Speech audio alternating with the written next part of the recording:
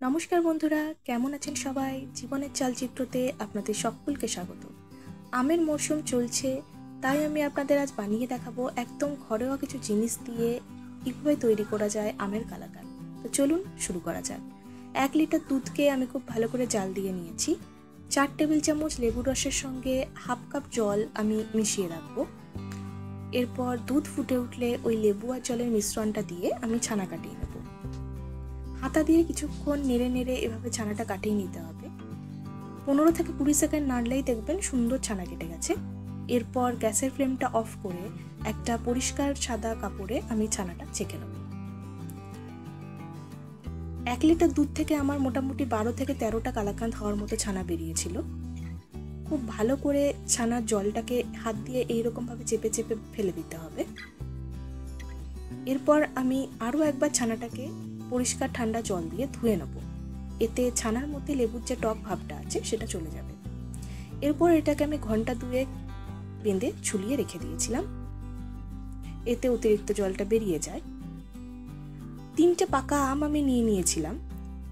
সেই আমের পাল্পটাকে এইভাবে চামচ দিয়ে কেটে কেটে বার করে নিতে হবে। 3টে আমের পাল্পকেই আমি এখানে বার করে নিয়েছি। তারপর সেটাকে আমি মিক্সিতে খুব ভালো করে ব্লেন্ড করে নেব। মিক্সিতে ব্লেন্ড করা আমার হয়ে গেছে। আমি এবার এটাকে একটা জায়গায় ঢেলে রাখলাম। এরপর গ্যাসে কড়াই গরম করব। কড়াই গরম হলে তাতে আমি আমের কাঁধটা দিয়ে দিলাম। গ্যাসের ফ্লেমটা লো রেখে খুব ভালো করে এটাকে খুন্তি দিয়ে ক্রমাগত নেড়ে নেড়ে পাক দিতে হবে।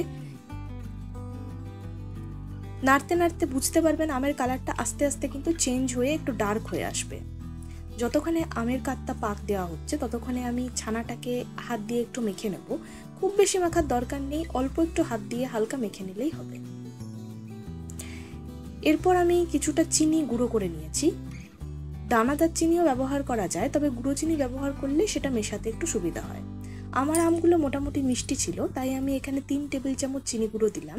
যদি প্রয়োজন হয় পরে আবার দেব।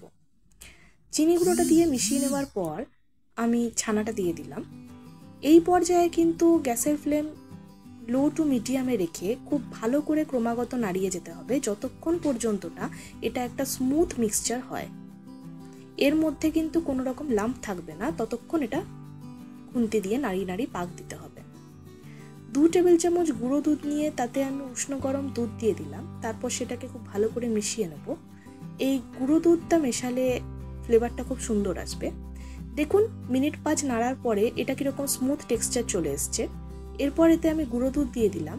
তারপর আরও ভালো করে নাড়াবো যতক্ষণ পর্যন্ত না এটা কড়াই থেকে ছেড়ে আসে।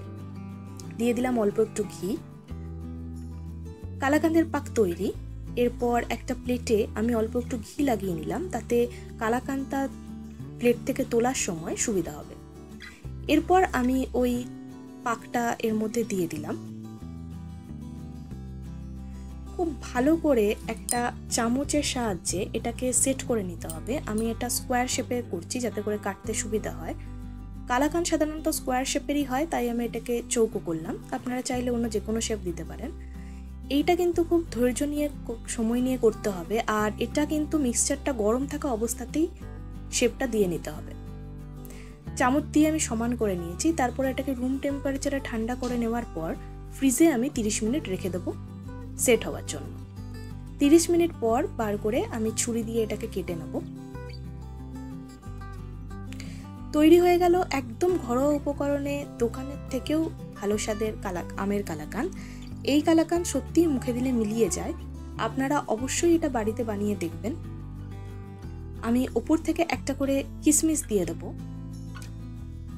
আপনারা সাজানোর জন্য অন্য যে কোনো ড্রাই ফ্রুটস ব্যবহার করতে পারেন। আমাকে জানাবেন এই রেসিপিটি আপনাদের কেমন লাগলো, আর দেখা হচ্ছে পরের ভিডিওতে। ভালো থাকবেন সবাই।